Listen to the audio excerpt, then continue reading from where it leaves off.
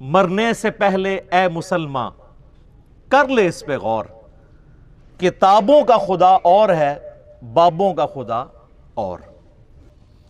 میرے بھائیو، یہ جو ہم نے بڑا سافٹ سا سلوگن دیا ہے جس کے اندر قیامت چھپی ہوئی ہے، اس میں قطعاً یہ مقصد نہیں ہے کہ ہمارے جو آباء و اجداد تھے وہ کسی اور خدا کی پوجا کرتے تھے اور ہم کسی اور خدا کی کرتے ہیں۔ اس میں میسج یہ ہے کہ ہمارے آباء و اجداد نے، ہمارے بزرگوں نے اکثر اوقات ہمیں اس رب کا تعارف کروایا جس رب کی کوالٹیز ان چیزوں سے بالکل مختلف تھیں جو علم وحی کے ذریعے اللہ نے اپنے محبوب امام کائنات سید الاولین والآخرین شفیع المذنبین رحمت للعالمین سیدنا و مولانا امام اعظم محمد رسول اللہ صلی اللہ علیہ وآلہ وسلم کے ذریعے، کتاب اللہ اور سنت کے ذریعے ہمیں اپنا تعارف کروایا۔ یہ بالکل الگ ہے، ورنہ خدا تو سب کا ایک ہے۔ ہم مسلمان اسے اللہ کہتے ہیں، کوئی اسے بھگوان کہتا ہے، کوئی اسے خدا کہتا ہے، کوئی گاڈ کہتا ہے، اور کوئی سپریم بینگ یا سپر نیچرل ایجنسی کہتا ہے۔ اللہ سب کا ایک ہی ہے، الہ سب کا ایک ہی ہے۔ میرے بھائیو، اللہ تعالیٰ نے جب ہمارے ماں باپ یعنی سیدنا آدم اور سیدہ حوا علیہم السلام کو اس زمین پر اتارا تو قصہ آدم اور ابلیس قرآن حکیم میں کم از کم 7 دفعہ ڈسکس ہوا ہے۔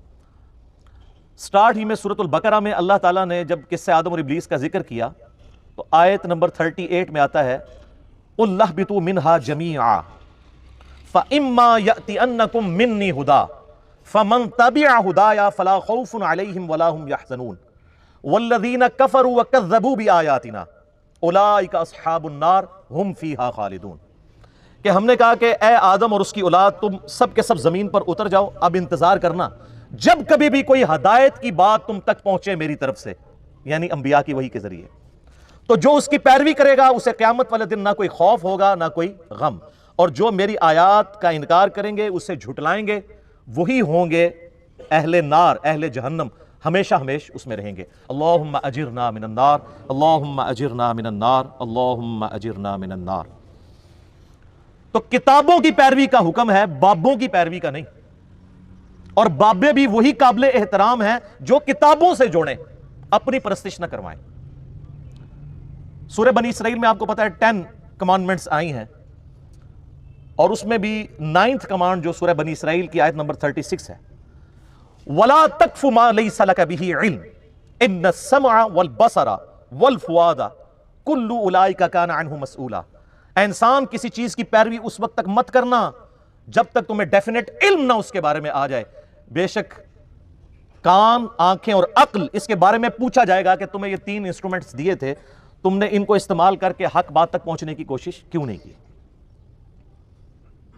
اور علم جو ہے وہ 2 ہی ہے، ایک ریویلڈ نالج ہے، وحی کا علم جو کتاب و سنت کی شکل میں ٹرانسفر ہوتا ہے، اور ایک ایکوائرڈ نالج ہے، سائنس کا علم، the knowledge obtained through observations and experiments۔ یہ دونوں ڈیفینیٹ علوم ہیں، لیکن اسٹیبلش سائنس، ہائپوتھیسز یا تھیوریز کی بات نہیں کر رہا۔ آج چونکہ میرا ٹاپک جو ہے وہ علم وحی ہے، ریویلڈ نالج، لہٰذا میں اسی کو ایمفیسائز کروں گا۔ چنانچہ سورۃ الاحقاف کی آیت نمبر 4 ہے کہ نبی علیہ السلام کو یہ اللہ تعالیٰ نے سکھایا کہ جب کبھی بھی آپ سے کوئی بحث و مباحثہ کرے تو آپ نے اس سے بات کس طریقے سے کرنی ہے۔ ایتونی بکتاب من قبل ھذا او اثارۃ من علم ان کنتم صادقین۔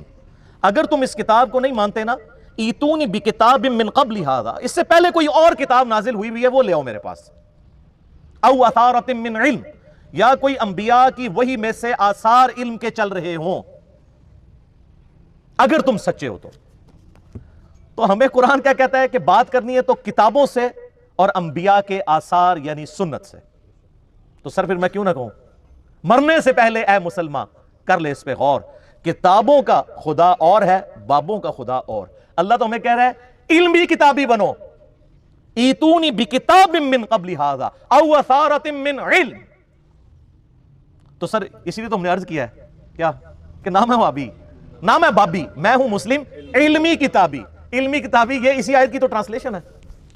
نہ ہم سو کارڈ وہابی ہیں، کوئی علمی بات کرے اسے اپنے زوم میں گالی دے دیں وہابی ہونے کی، اور نہ ہم بابوں کا دفاع کرنے والے بابی ہیں، ہم علمی کتابی مسلم ہیں۔ یہ اسی آیت کی ٹرانسلیشن کی ہے بڑے پرفیکٹ انداز میں ایک میسج امت تک پہنچانے کی کوشش کی ہے الحمدللہ۔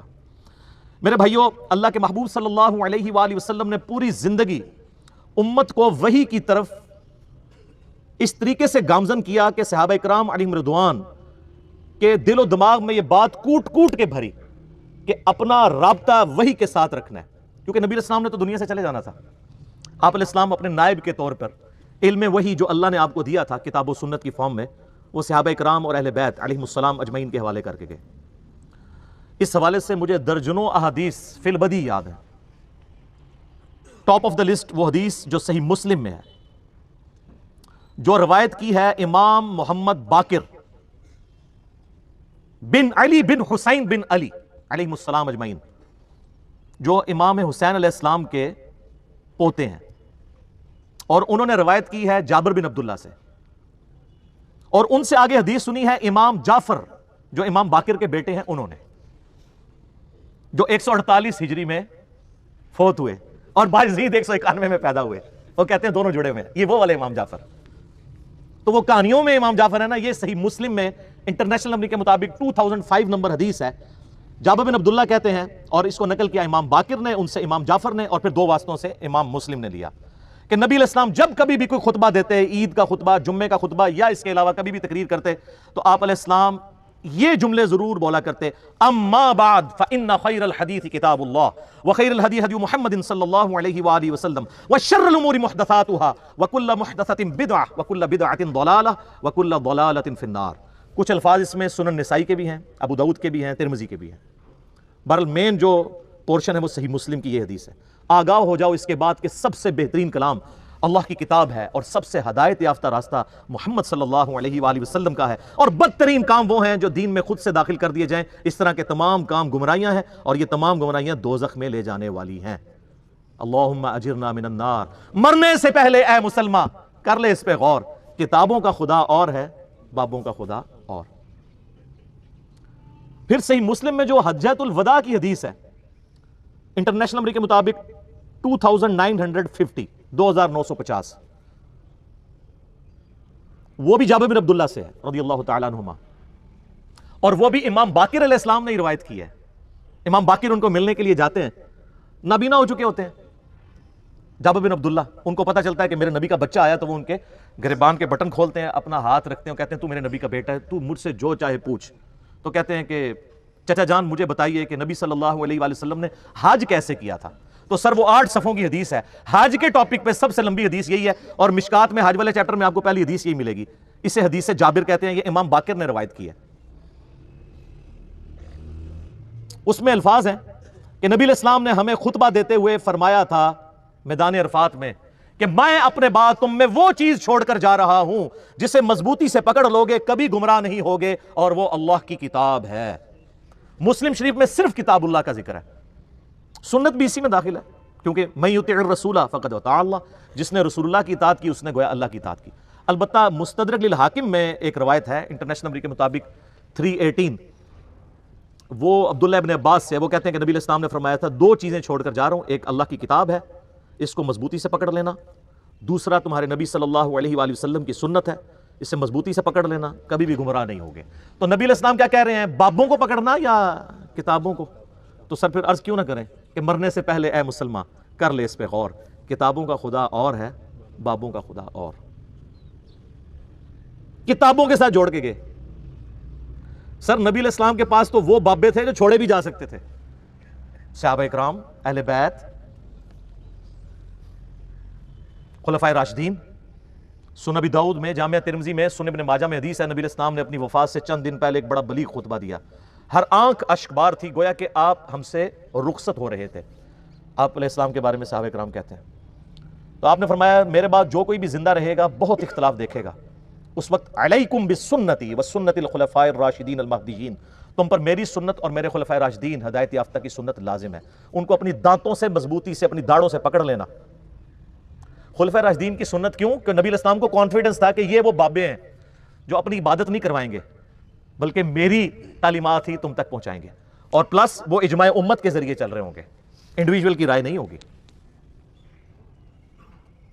اور وہ قیامت تک کے لیے ہمارے لیے حجت۔ البتہ کوئی پرسنالٹی آپ نے اس حوالے سے نہیں چھوڑی کہ اس کو پکڑ لینا.